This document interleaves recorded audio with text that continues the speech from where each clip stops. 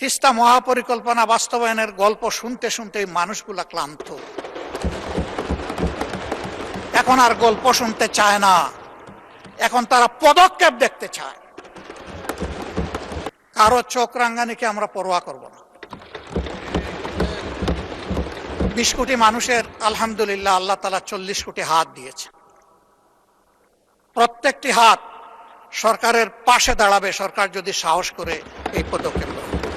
তিস্তা পারে যখন গিয়েছি, সে এলাকার 2 কোটি 2.5 কোটি মানুষের মধ্যে যাদের সাথে দেখা হয়েছে, আমরা এখানে যারা বসে আছি মাশাআল্লাহ, আমাদের চেহারা গালগুল সবই সুন্দর নুরানি, কিন্তু ওই জায়গার মানুষগুলোর দিকে তাকানো যায় না।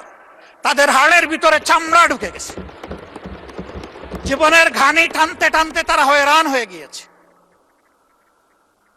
পুরো নদীটা একটা মরুভূমিতে পরিণত হয়েছে। ভরাট হয়ে যাওয়ার কারণে পাশের প্রতিবেশী দেশ থেকে যখন বন্যা তেড়ে আসে, তখন নদীর ধারণ ক্ষমতা একেবারেই নির্জীব হয়ে যাওয়ার কারণে দুকুল ভাসিয়ে আবার তাদেরকে পানিতে ডুবাইয়া মারে। শীত মৌসুমে যখন সে ফসল ফলাবে, তখন তার চাহিদার পানি নাই। বর্ষায় যখন সে একটু আত্মরক্ষা করবে, তখন পানির তুড়ে ভেসে যায়। প্রতি বৎসর শত নয় হাজার হাজার ঘরবাড়ি বিলীন হয়ে যায় নদী তটে। এভাবেই তাদের জীবন চলছে। আমি ধন্যবাদ জানাই আসাদুল হাবিব দুলু সাহেবকে, সম্মানিত সংসদ সদস্য তিনি এবং মন্ত্রী। তিনি একটি আন্দোলন গড়ে তুলেছিলেন, জাগো বাহে।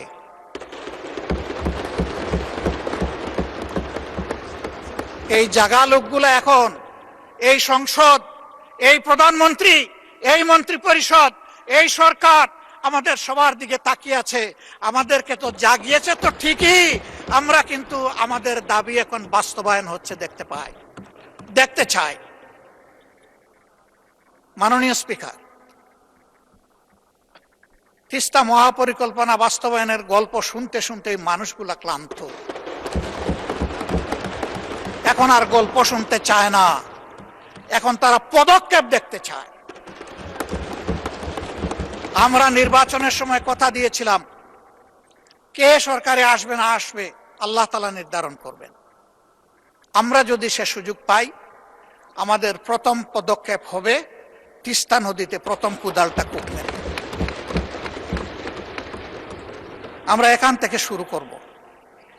সারা বাংলাদেশ কম বেশি ঘোরার সুযোগ হয়েছে। রিয়েলি তিস্তা পারের মানুষগুলার মতো এত দুর্ভাগ্য পীড়িত মানুষ আমি বাংলাদেশের কোথাও আর দেখি। অবশ্যই আমাকে তাদের কথা বলতে হবে। আমার কথা এখানে তিস্তা মহাপরিকল্পনা বাস্তবায়ন অতি সত্বর, বিশ্বাসযোগ্য, দৃশ্যমান ভূমিকা নেওয়া হচ্ছে, আমরা দেখতে চাই। কারো চোখ রাঙ্গানিকে আমরা পরোয়া করব না। 20 কোটি মানুষের আলহামদুলিল্লাহ আল্লাহ তাআলা 40 কোটি হাত দিয়েছে। প্রত্যেকটি হাত সরকারের পাশে দাঁড়াবে, সরকার যদি সাহস করে এই পদক্ষেপ নেয়। আমি দাঁড়াবো, সবার আগে আমি দাঁড়াবো ইনশাআল্লাহ। East to Sylhet 24